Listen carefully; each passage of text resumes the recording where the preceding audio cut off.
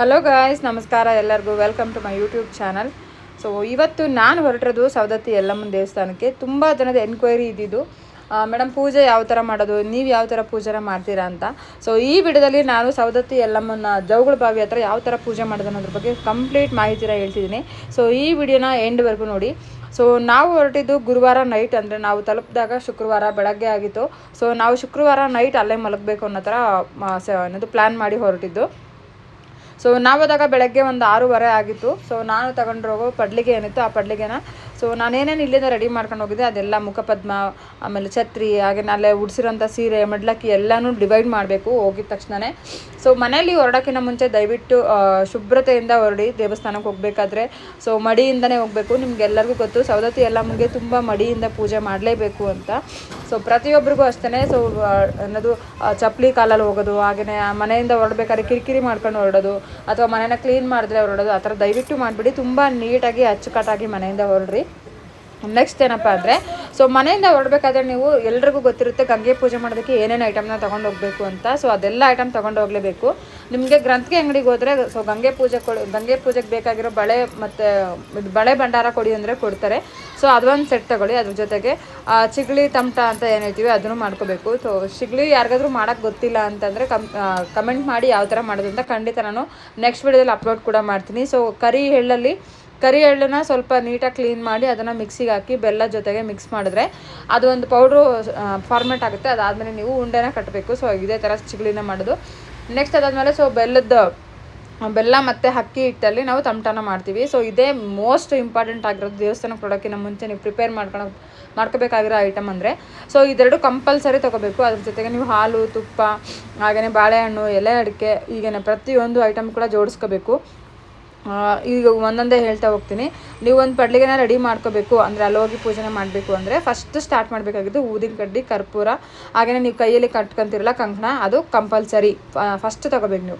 ಅದಾದಮೇಲೆ ನೆಕ್ಸ್ಟ್ ಏನು ಮಾಡಬೇಕು ಅಂತಂದರೆ ಚಿಗಳಿ, ತಮಟ, ಹಾಲು ಅದನ್ನೇ ಒಂದು ಸಪ್ರೇಟಾಗಿ ಇಟ್ಕೋಬೇಕು. ಅದ್ರ ಜೊತೆಗೆ ಎಲೆ ಅಡಿಕೆ, ಬಾಳೆಹಣ್ಣು ಮತ್ತು ಒಂದು ಕಾಯಿನ್ಸ್, ನಿಮ್ಮ ಹತ್ರ ಎಷ್ಟು ಕಾಯಿನ್ಸ್ ಇರುತ್ತೆ ಅಷ್ಟು ಕಾಯಿನ್ಸ್ ಅದರಲ್ಲಿ ಇಡೋಕ್ಕೆ. ಆಮೇಲೆ ಬಳೆ ಬಿಚ್ಚಾಲೆ ಅಂತ ಸಿಗುತ್ತೆ. ಗಂಗಮ್ಮ ಸಾಮಾನು ಕೊಡಿ ಅಂತಂದರೆ ಎಲ್ಲ ಗ್ರಂಥಿಗೆ ಅಂಗಡಿಲಿ ಕೂಡ ಕೊಡ್ತಾರೆ. ಸೊ ಅದೆಲ್ಲನೂ ತೊಗೊಂಡಿರ್ಬೇಕು. ಅದ್ರ ಜೊತೆಗೆ ನೀವು ತೆಂಗಿನಕಾಯಿ, ನೀವೇನು ಪೂಜೆ ಮಾಡಿ ಸಂಕಲ್ಪ ಮಾಡಬೇಕಂತ ಇರ್ತೀರ ಅದು ಐಟಮ್ನ ತೊಗೋಬೇಕು. ಸೊ ಈ ಪ್ರತಿಯೊಂದು ಐಟಮ್ನ ಕೂಡ ನೀವು ಜೌಗಳ ಬಾವಿ ಹತ್ರ ತಗೊಂಡು ಹೋಗಲೇಬೇಕು. ಇದ್ರ ಜೊತೆಗೆ ನೆಕ್ಸ್ಟ್ ಏನು ಮಾಡಬೇಕಂದ್ರೆ ಜೌಗಳ ಬಾವಿ ಹತ್ರ ಬರೋ ಪ್ರತಿಯೊಂದು ಪಡ್ಲಿಗೆಗೂ ಕೂಡ ನೀವು ಪಡ್ಲಿಗೆನ ತುಂಬಬೇಕಾಗುತ್ತೆ. ಅಂದರೆ ಮನೆಯಿಂದ ಹೋಗ್ಬೇಕಾದ್ರೆ ರೊಟ್ಟಿ, ಪಲ್ಯ, ಮೊಸರನ್ನ ಏನು ನೀವು ತೊಗೊಂಡು ಹೋಗಿರ್ತೀರ ಅದನ್ನು ದೇವರಿಗೆ ಸಮರ್ಪಣೆ ಮಾಡಲೇಬೇಕು. ನೀವೇನು ಮಾಡ್ತೀರಾ ಕೆಲವೊಂದು ಸತಿ ಮನೆಯಿಂದ ಹೊರಡ್ಬೇಕಾದ್ರೆ ಎಂಜಾಯ್ ಮಾಡ್ಕೊಂಡು ಹೋಗೋದು, ಆ ಸ್ಮೆಲ್ನ ಅನ್ನೋದು ಚೆನ್ನಾಗಿದೆ ಆ ಥರ ಟೇಸ್ಟ್ ಮಾಡೋದು, ಆ ಥರ ದಯವಿಟ್ಟು ಮಾಡೋಕ್ಕೆ ಹೋಗ್ಬೇಡಿ.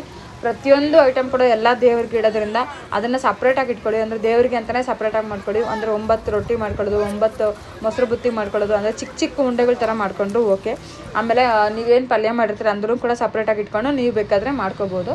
ಈ ಥರ ಕಂಪಲ್ಸರಿ ನೀವು ತೊಗೊಂಡು ಹೋಗಲೇಬೇಕಾಗಿರೋಂಥ ಅಷ್ಟು ಐಟಮ್ ಇದ್ರ ಜೊತೆಗೆ ಒಂದು ಬ್ಲೌಸ್ ಪೀಸ್ ಅಥವಾ ಸ್ಯಾರಿ ಇದನ್ನು ಕೂಡ ತೊಗೊಂಡು ಹೋಗಬೇಕು. ದೇವಸ್ಥಾನಕ್ಕೆ ಹೋಗಬೇಕಾದ್ರೆ ನಾವು ಇಷ್ಟೂ ಕೂಡ ಒಂದು ಸಪ್ರೇಟ್ ಬ್ಯಾಗಲ್ಲಿ ಇಟ್ಕೊಂಡಿರ್ತೀವಿ. ಇದಿಷ್ಟು ಕೂಡ ಅಲ್ಲಿ ಹೋಗಿ ಮತ್ತೆ ಗಡಿಬಿಡಿ ಮಾಡ್ಕೊಂಡಿರೋ ಥರ ಮಾಡಿ. ಯಾಕಂದರೆ ಕ್ರೌಡ್ ಜಾಸ್ತಿ ಇದ್ದಾಗ ನೀವೇನು ಮಾಡ್ತೀರಿ ಅಂತ ಖಂಡಿತ ನಿಮಗೆ ಗೊತ್ತಾಗೋದಿಲ್ಲ. ಸೊ ಅದಕ್ಕೆ ಏನು ಮಾಡ್ತೀರಾ ಫಸ್ಟೇ ಕ್ಲೀನಾಗಿ ಅಲೈನ್ ಮಾಡ್ಕೊಂಡು ಹೋಗಬೇಕಾದ್ರೆ. ಆಮೇಲೆ ಜೌಗಳ ಬಾವಿಯಲ್ಲಿ ಸ್ನಾನ ಮಾಡಿದ್ಮೇಲೆ ಹೊಸ ಬಟ್ಟೆನ ಹಾಕೊಳ್ಳೋದಕ್ಕೆ ಸಾಧ್ಯ ಆಗದೆ ಇದ್ರೂ ಕೂಡ ಅಥವಾ ಹಳೆ ಡ್ರೆಸ್ ನಿಮ್ದು ಏನಿರುತ್ತೆ ಅದನ್ನೇ ನೀಟಾಗಿ ವಾಶ್ ಮಾಡಿ ಐರನ್ ಮಾಡಿ ತೊಗೊಂಡೋಗಿ. ಸೊ ದಯವಿಟ್ಟು ಎಲ್ಲದಕ್ಕೂ ಕೂಡ ಗೋಮಂತ್ರನ ಪ್ರೋಕ್ಷಣೆ ಮಾಡ್ಕೊಂಡೆ ಪೂಜೆಗಳನ್ನ ಮಾಡಿ ಅಂತ ಹೇಳ್ತಿದ್ದೀನಿ. ಸೊ ನಾವಿಲ್ಲಿ ಎಷ್ಟು ಅಚ್ಚುಕಟ್ಟಾಗಿ ಪೂಜೆನ ಮಾಡ್ತೀವಿ ಅಷ್ಟು ಕೂಡ ನಿಮಗೆ ಫಲ ಸಿಗುತ್ತೆ ಅಂತಲೇ ಹೇಳ್ಬೋದು. ಆಮೇಲೆ ದೇವರಿಗೆ ಅಲಂಕಾರ ಮಾಡೋದಕ್ಕೆ ಹೂವು ಮತ್ತು ನಿಂಬೆಹಣ್ಣು ತೊಗೊಂಡು ಹೋಗಬೇಕು. ಸೊ ನಿಮ್ಮ ಹತ್ರ ಪಡ್ಲಿಗೆ ಇತ್ತು ಅಂದರೆ ನಿಂಬೆಹಣ್ಣು ಚುಚ್ಚಲೇಬೇಕು, ನಿಮಗೆಲ್ಲರಿಗೂ ಗೊತ್ತಿರೋಂಗೆ. ಅಥವಾ ಅಕಸ್ಮಾತ್ ನಿಮ್ಮ ಹತ್ರ ಇಲ್ಲ ಅಂತಂದರೆ ಅಲ್ಲೇ ಬಂದಿರೋಂಥ ಯಾವ್ದಾದ್ರು ದೇವ್ರುಗಳು ಅಂದರೆ ಪಡ್ಲಿಗೆ ತಂದಿರ್ತಾರಲ್ಲ ಅವ್ರಿಗೆ ಕೂಡ ಇದನ್ನು ಮಾಡ್ಬೋದು. ಸೊ ಈ ಪೂಜೆನ ಯಾಕೆ ಮಾಡಬೇಕು ಅನ್ನೋದು ಕೆಲವರ ಪ್ರಶ್ನೆ. ಸೊ ಯಾರಿಗೆಲ್ಲ ಮಕ್ಕಳು ಡಿಲೇ ಆಗ್ತಾ ಇರುತ್ತೆ, ಅಂದರೆ ಮಕ್ಕಳು ಆಗ್ತಾ ಇರಲ್ಲ, ಅವರು ಈ ಪೂಜೆನ ಮಾಡ್ಬೋದು. ಅಥವಾ ಮದುವೆ ಭಾಗ್ಯ ಯಾರಿಗೆ ಖಂಡಿತ ತುಂಬ ಲೇಟ್ ಆಗ್ತಿರುತ್ತೆ, ಅಂದರೆ ಒಂದು 15-20 ಗಂಡು ನೋಡಿದ್ರು ಸೆಟ್ ಆಗ್ತಾ ಇರಲ್ಲ, ಜಾತಕದಲ್ಲಿ ದೋಷ ಇರುತ್ತೆ, ಅವರು ಕೂಡ ಮಾಡ್ಬೋದು. ಇನ್ನೂ ಕೆಲವರು ಏನು ಮಾಡ್ತಾರೆ ಅಂತಂದರೆ ತುಂಬ ದೃಷ್ಟಿ ದೋಷ ಆಗಿರುತ್ತಲ್ಲ ಅವರು ಕೂಡ ಮಾಡ್ತಾರೆ. ಅಥವಾ ಮನೆಯಲ್ಲಿ ತುಂಬ ಕಿರಿಕಿರಿ ಆಗ್ತಿದೆ, ನೆಗೆಟಿವ್ ಎನರ್ಜಿ ಜಾಸ್ತಿ ಇದೆ ಅಂತ ಅನಿಸುತ್ತಲ್ಲ ಅವರು ಕೂಡ ಈ ಪೂಜೆನ ಮಾಡ್ಬೋದು. ಸೊ ಇದ್ರ ಬಗ್ಗೆ ಫುಲ್ ಮಾಹಿತಿನ ನೀವು ಕಂಪಲ್ಸರಿ ನಾನು ಹಳೆ ವೀಡಿಯೋ ಅಂದರೆ ನಾನು ಇನ್ನೊಂದು ವೀಡಿಯೋ ಕೂಡ ಹಾಕಿದ್ದೀನಿ, ಸವದತ್ತಿ ಯಲ್ಲಮ್ಮನ ವೀಡಿಯೋ. ಆ ವಿಡಿಯೋ ಲಿಂಕ್ ಕೂಡ ಇಲ್ಲಿ ಪಿನ್ ಮಾಡಿರ್ತೀನಿ, ನೀವು ಕೂಡ ಅದನ್ನು ಚೆಕ್ಔಟ್ ಮಾಡ್ಬೋದು ನಿಮ್ಗೆ ಏನೋ ಡೌಟ್ ಇತ್ತು ಅಂತಂದರೆ. ಸೊ ಸಂಕಲ್ಪದ ನೀವೇನು ಪೂಜೆ ಮಾಡ್ತಿರ್ತೀರಾ ಅಂದರೆ ನೀವು ಯಾವ ಉದ್ದೇಶಕ್ಕೆ ಪೂಜೆಗೆ ಹೋಗಿರ್ತೀರಾ, ದಯವಿಟ್ಟು ನೀವು ಪೂಜೆ ಮಾಡಬೇಕಾದ್ರೆ ಆ ಸಂಕಲ್ಪನ ಮಾಡಿಕೊಂಡೇ ಪೂಜೆನ ಮಾಡಿ. ಪ್ರತಿಯೊಂದು ಕಂಕಣ ಕಟ್ಟಬೇಕಾದ್ರೆ ಮನಸ್ಸಲ್ಲಿ ಆ ಸಂಕಲ್ಪನ ಮನಸ್ಸಲ್ಲಿ ಅಂದ್ಕೊಂಡೇ ಪೂಜೆನ ಮಾಡಬೇಕು.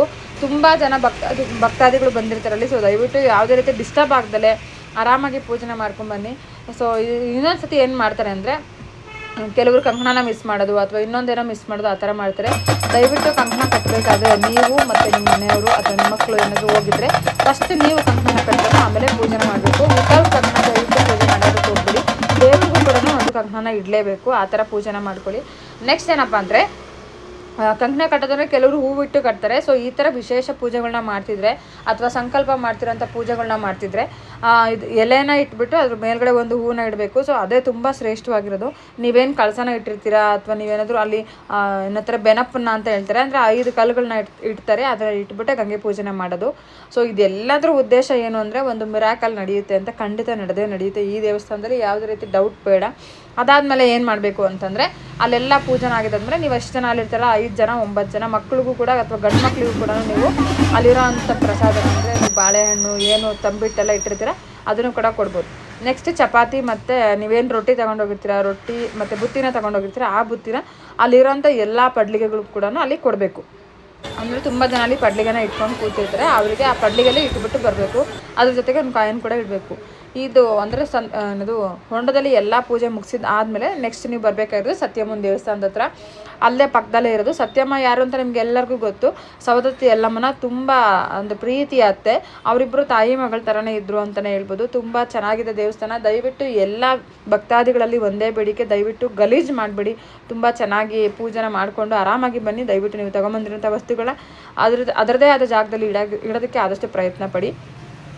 ಸೊ ಸತ್ಯಮ್ಮನ ದರ್ಶನ ಎಲ್ಲ ಮಾಡಿಕೊಂಡು ಅಲ್ಲಿ ಬೇವಿನ ಸೀರೆ ಕೂಡ ಉಡ್ತಾರೆ. ಅಲ್ಲಿ ನಿಮಗೆ ಸ್ಕಿನ್ ಅಲರ್ಜಿ ಏನಾದರೂ ತುಂಬ ಜಾಸ್ತಿ ಇತ್ತು ಅಂತ ಅನ್ಸಿದ್ರೆ ಖಂಡಿತ ನೀವು ಬೇವಿನ ಸೀರೆನ ಉಟ್ಕೊಂಡು ಹೋಗ್ತಾರೆ. ಅಲ್ಲಿ ಬೇವಿನ ಸೀರೆ ಉಡ್ತಿರೋದು ನಿಮ್ಗೆ ಏನೋ ಡೌಟ್ ಅಂತ ಅನ್ಸಿದ್ರೆ ನೀವು ಹರಕೆನ ಮಾಡ್ಕೊಂಡಿರ್ಬೇಕು ಅಲ್ಲಿ.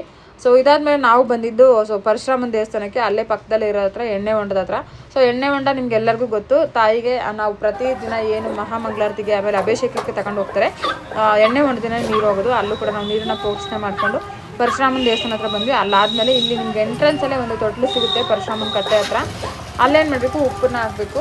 ತುಂಬ ಸ್ಕಿನ್ ಡಿಸೀಸಸ್ ಇರುತ್ತೆ. ಯಾರಿಗಾದ್ರು ಈ ಕಜ್ಜಿ ಥರ ಆಗಿರೋದು, ನವೆಗಳು ಬರ್ತಾ ಇರೋದು, ಆಮೇಲೆ ಏನಂತೆ ಇನ್ನೂ ಏನಾದ್ರು ಸ್ಕಿನ್ ಅಲರ್ಜಿ ತುಂಬ ಇರುತ್ತೆ, ನನಗೆ ಅದು ಹೆಸರುಗಳು ಬರ್ತಿರಲ್ಲ.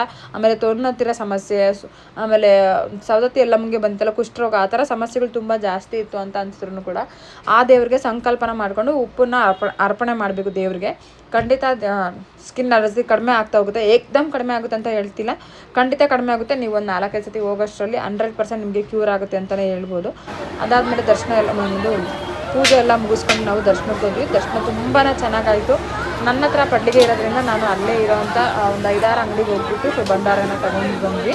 ಮೀನ್ಸ್ ಅಂದರೆ ಅವ್ರ ಹತ್ರ ಕೇಳಬೇಕು ನಾವು ಏನಾದರೂ ಕೊಡಿ ಅಂತ. ಸೊ ಅದನ್ನು ಕೇಳ್ತೀವಲ್ಲ ಆ ಥರ ಅದನ್ನೆಲ್ಲ ಮುಗಿಸಿ ನಾನು ಸೊ ನೈಟ್ ಅಂದರೆ ಸಂಜೆ ಆಗಿತ್ತು. ಎಲ್ಲ ನಮ್ಮದು ಪೂಜೆ ಕಂಪ್ಲೀಟ್ ಎಲ್ಲ ಮುಗಿಸ್ಕೊಂಡು ಬಂದಿದ್ದಾದಮೇಲೆ ಸೊ ಬಳೆನ ಹಾಕ್ಸ್ಕೋಬೇಕಿತ್ತು. ನಿಮ್ಗೆ ಎಲ್ಲರಿಗೂ ಗೊತ್ತು ಸವದತ್ತಿಗೆ ಹೋದ್ಮೇಲೆ ಕಂಪಲ್ಸರಿ ಎಲ್ಲರೂ ಬಳೆನ ಹಾಕ್ಸ್ಕೊಬರ್ತಾರೆ ಅಂತ. ಸೊ ನೀವು ನಿಮ್ಮ ಹತ್ರ ಶಕ್ತಿ ಇದ್ದರೆ ಖಂಡಿತ ಅಲ್ಲಿರೋವಂಥ ಸವದತ್ತಿ ಯಲ್ಲಮ್ಮನ ಭಕ್ತಾದಿಗಳು ಯಾರಿಗಾದ್ರೂ ಅಥವಾ ಪಡ್ಲಿಗೆ ಓದ್ತಿರೋಂಥ ಯಲ್ಲಮ್ಮ ಅವ್ರಿಗೆ, ಜೋಗ್ತಿ ಅವ್ರಿಗೆ ನೀವು ಬಳೆನ ಹಾಕ್ಸಿದ್ರೆ ತುಂಬ ಒಳ್ಳೇದಾಗುತ್ತೆ ಅನ್ನೋದು ನಂಬಿಕೆ. ಸೊ ಇದ್ರ ಜೊತೆಗೆ ಇನ್ನೊಂದು ವಿಶೇಷ ಏನಪ್ಪ ಅಂದರೆ, ಅಲ್ಲೇ ನನಗೆ ಪಡ್ಲಿಗೆನ ತುಂಬೋದಕ್ಕೆ ಅಂತ ಕರೆದ್ರು. ಸೊ ಪಡ್ಲಿಗೆ ತುಂಬೋದಂದ್ರೆ ನಿಮ್ಗೆ ಎಲ್ಲರಿಗೂ ಗೊತ್ತಿರುತ್ತೆ, ಅವರವರ ಅನುಷ್ಠಾನ ಅದು.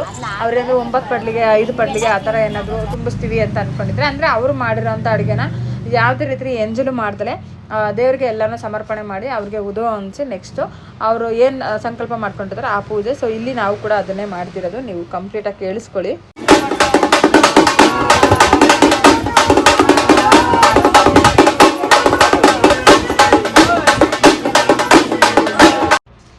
ಗೈಸ್ ಇದೆಲ್ಲನ ಪೂಜೆಗಳನ್ನ ಮುಗಿಸಿದಾದ್ಮೇಲೆ ಇನ್ನೂ ಕೂಡ ತುಂಬ ಹೊತ್ತು ಪೂಜೆ ಆಯಿತು. ಅಂದರೆ ಅಲ್ಲಿರೋವಂಥ ಸುತ್ತಮುತ್ತ ಇರೋವಂಥ ಎಲ್ಲ ದೇವರುಗಳಿಗೂ ಕೂಡ ಅಲ್ಲಿ ಉದೋ ಅಂತ ಸೌಂಡ್ ಮಾಡಿ ನೆಕ್ಸ್ಟ್ ಏನು ಮಾಡಿದ್ವಿ, ನಾವು ಜಮದಗ್ನಿ ಅವರ ದೇವಸ್ಥಾನಕ್ಕೆ ಹೋದ್ವಿ. ಸೊ ಜಮದಗ್ನಿ ಮಹರ್ಷಿಗಳು ನಿಮಗೆಲ್ಲರಿಗೂ ಗೊತ್ತಿರೋ ಹಂಗೆ ಸವದತ್ತಿ ಯಲ್ಲಮ್ಮ ಅವರ ಗಂಡ.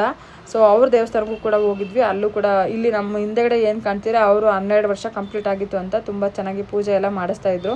ಸೊ ವಾಲ್ಗ ಸೌಂಡು ಮತ್ತು ಶ್ರೀನಿವಾಸ ಕಲ್ಯಾಣ ಥರ ಎಲ್ಲ ಪೂಜೆ ಮಾಡ್ತಾಯಿದ್ರು. ತುಂಬ ಚೆನ್ನಾಗಿ ಅಲಂಕಾರ ಎಲ್ಲ ಮಾಡಿದ್ರು. ಅದನ್ನೆಲ್ಲ ನೋಡಿ ನಾವು ಕೂಡ ಪೂಜೆನ ಮುಗಿಸ್ಕೊಂಡ್ವಿ. ನಮ್ಮದು ಪೂಜೆ ಮುಗಿಯೋಷ್ಟರಲ್ಲಿ ರಾತ್ರಿ 8:30ಯಿಂದ 9 ಗಂಟೆ ಆಗಿತ್ತು. ನೀವಿಲ್ಲಿ ಕಂಪ್ಲೀಟಾಗಿ ಏನು ನೋಡ್ತಿದ್ದೀರಾ ಇದು ಬಂದು ಬೇರೆ ಕಡೆಯವರು, ಅಂದರೆ ಇದು ನಮ್ಗೆ ಅವ್ರಿಗೆ ಗೊತ್ತಿಲ್ಲ, ಸಡನ್ನಾಗಿ ಕರೆದಿರೋರು. ಸೊ ಅವ್ರ ಹತ್ರ ಹೋಗಿ ಪೂಜೆ ಎಲ್ಲ ಮುಗಿಸಿದ್ವಿ. ಚೆನ್ನಾಗಿತ್ತು ಪೂಜೆ ಎಲ್ಲ. ಪೂಜೆ ಮುಗಿಸ್ಕೊಂಡು ನಾವು ಸವದತ್ತಿ ಪರಶುರಾಮನ ದೇವಸ್ಥಾನಕ್ಕೂ ಕೂಡ ಹೋಗಿದ್ವಲ್ಲ, ಅದೆಲ್ಲನೂ ಮುಗಿಸಿ ಅವ್ರೇನು ಪಡ್ಲಿಗೆ ತುಂಬಿದ್ರು ಆ ಪಡ್ಲಿಗೆನೂ ಹೊತ್ಕೊಂಡು ಮತ್ತೆ ನಾವು ರಿಟರ್ನ್ ನಾವಿರೋ ಅಂಥ ಪ್ಲೇಸಿಗೆ ಬಂದ್ವಿ. ಸೊ ನಾನಿಲ್ಲಿ ಏನು ಹೇಳ್ತಿದ್ದೀನಿ ಅಂದರೆ, ಇಲ್ಲಿ ಪೂಜೆ ಅನ್ನೋದು ಅವರವರ ನಂಬಿಕೆಗೆ ಬಿಟ್ಟಿರೋದು. ಸೊ ಇಲ್ಲಿ ಯಾವುದೇ ರೀತಿ ಒತ್ತಾಯಪೂರ್ವಕವಾಗಿ ಅಥವಾ ಇನ್ನೊಂದು ಮತ್ತೊಂದು ಜನ ನೋಡಲಿ ಅಂತ ಯಾರೂ ಮಾಡಲ್ಲ.